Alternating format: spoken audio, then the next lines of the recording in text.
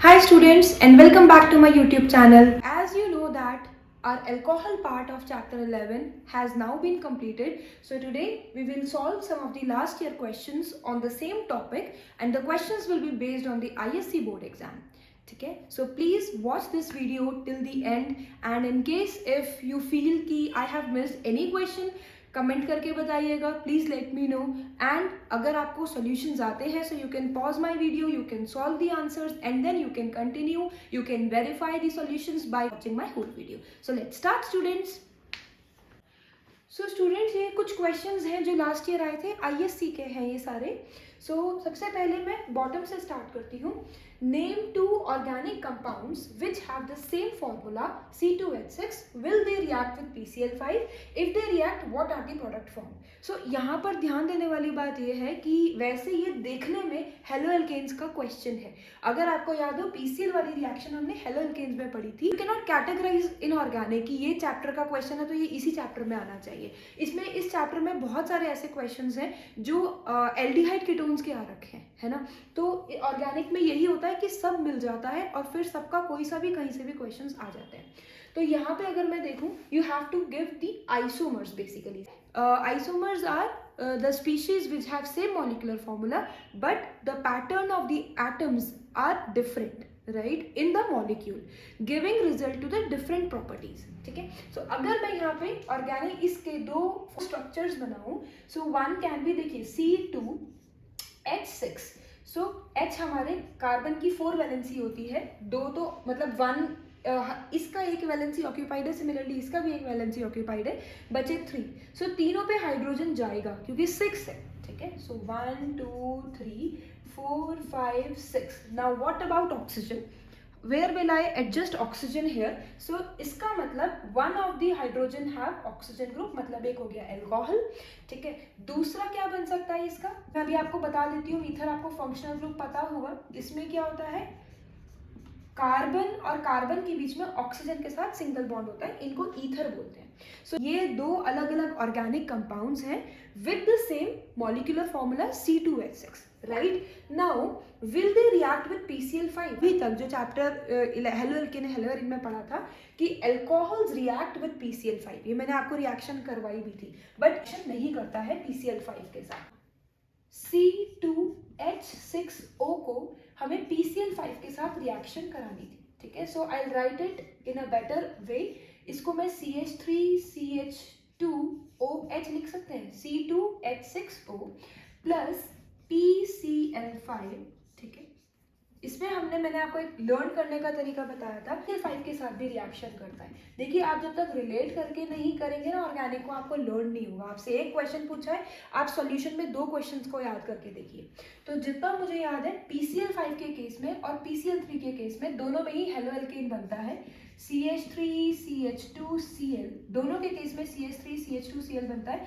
By product क्या बनता था मेरे को इतना याद है कि जहाँ पे 3 था वहां पे 2 नंबर 3 के थे मतलब कि H3PO3 यहाँ पे 2 3 के नंबर्स हैं एक 3 था यहाँ पे 5 है तो यहाँ पे जो 3 वाला नंबर था वो एक ही आएगा POCl3 दो बाय प्रोडक्ट्स थे ना एक में POCl3 था एक में H3PO3 था तो मैंने ऐसे लर्न किया था कि जो PCl3 है जहाँ 3 लिखा हुआ है ऑलरेडी वहाँ पे 2 बार आएगा 3 जहाँ 5 है वहाँ एक ही बार 3 ठीक है प्लस यहाँ पे एक बाय प्रोडक्ट और आता है वो क्या आता है वो आप बताएंगे तो फिलहाल क्वेश्चन ने सिर्फ इतना पूछा था कि C2H6O के दो ऑर्गेनिक कंपाउंड्स बताइए वो मैंने आपको बताया one alcohol the other one was ether ठीक है secondly they ask that do they react with PCl5 we stated that yes it reacts giving haloalkane with POCl3 and one of the other as the byproduct ठीक है this was just a part of relation जो मैं एक relativity से समझा रही थी आपको रिलेट करके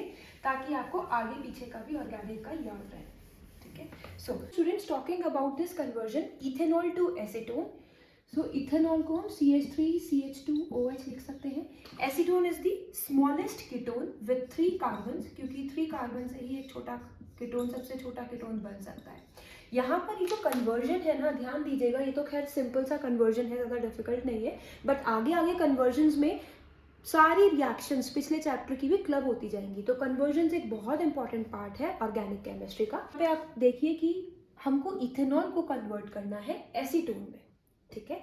तो अगर मैं पहले एक स्टूडेंट पर्सपेक्टिव से सोचूं तो कार्बन का एक नंबर इंक्रीज करना ग्रिग्नार्ड रीजेंट में हमने सीखा है। तो अगर मैं इसका CH3 MgBr के साथ रिएक्शन कराऊं तो क्या मेरा प्रोडक्ट आएगा? आंसर आएगा यहाँ पर नहीं। क्यों? वाई? बिकॉज एल्कोहल जब रिएक्ट करते हैं ना तो ये हाइड्रोकार्बन्स देते हैं। ये आपको प्रोडक्ट देगा CH4 प्लस CH3CH2OMgBr। तो इस डायरेक्शन में तो मेरे को आंसर चाहिए ही नहीं। मेरे को आंसर ऐसा चाहिए कि ये दोनों मिलके एक बन जाएं और जो 2 कार्बन्स हैं वो 3 हो जाएं। सो इसका मतलब मैं इस स्टेप में, आगे तो मैं इस ग्रिग्नार्ड रीजेंट का यूज होगा, बट इस स्टेप में अभी ग्रिग्नार्ड रीजेंट का रिक्वायरमेंट नहीं है। इसका रिक्वायरमेंट तब होगा जब एल्डिहाइड को हम अल्कोहल में कन्वर्ट करते हैं। तो इसको पहले मैं ऑक्सीडेशन कराऊंगी। ऑक्सीडेशन किसके साथ करा सकते हैं आप? K2Cr2O7 in the presence of in the acidic medium. ये आपको याद होगा, ये सिर्फ एसिडिक मीडियम में ऑक्सीडाइज करता है। KMnO4 दोनों मीडियम्स में, एसिडिक और बेसिक दोनों मीडियम में ऑक्सीडाइज करता है। तो इसका ऑक्सीडेशन हमारा हो जाएगा और ये आपका एल्डिहाइड बन जाएगा। अब ये जो एल्डिहाइड है ना, इसका अगर मैं ग्रिग्नार्ड रीजेंट के साथ इसको ट्रीट करवाऊं, अगर देखिए अब यहाँ पर आपका एक कार्बन आपका डायरेक्टली ऐड हो जाएगा। एल्डिहाइड को रिएक्ट कराएंगे, ये अटैक करेगा कार्बन पे, Mg अटैक करेगा ऑक्सीजन पे और आपका क्या निकल जाएगा? सॉरी, अभी क्या बन जाएगा? CH3C, ये CH3 हो जाएगा, ऊपर आ जाएगा OMgBr और यहाँ पे हाइड्रोजन तो रहेगा ही। अब इसका मैं हाइड्रोलिसिस करवा दूँ HOH, तब क्या होता है? CH3CH3 MgBrOH अलग हो जाएगा और ऑक्सीजन के साथ हाइड्रोजन जुड़ जाएगा और आपका अल्कोहल बन गया। देखिए अल्कोहल से मेरा जो मुझे जो प्रोडक्ट बनाना है वो बनाना है एसीटोन। सबसे छोटा कीटोन इज एसीटोन, ये आपका एसीटोन होता है। अब बताइए कि ये आपका अल्कोहल बन चुका है, आपको इसको कार्बोनिल ग्रुप में कन्वर्ट करना है, मतलब कीटोन में करना है। तो अगेन हम क्या करेंगे? इसका ऑक्सीडेशन करेंगे। सेम ऑक्सीडाइजिंग एजेंट्स आप ले सकते हैं, सेम काम करेंगे। ऑक्सीडाइजिंग एजेंट, या सीधा मैं लिख देती हूँ इसका ऑक्सीडेशन।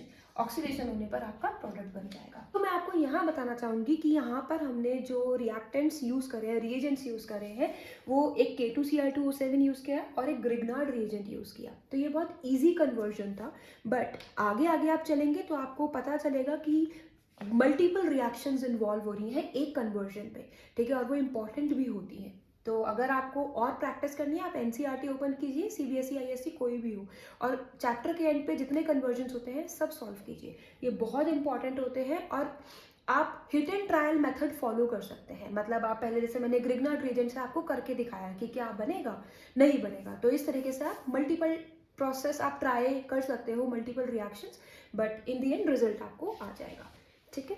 अब चलिए इससे ऊपर वाले पे चलते हैं। Give one good chemical test to distinguish propane 1-ऑल एंड प्रोपेन 2-ऑल। तो ये मैंने आपको इसकी अलग से वीडियो भी बना के बताई थी।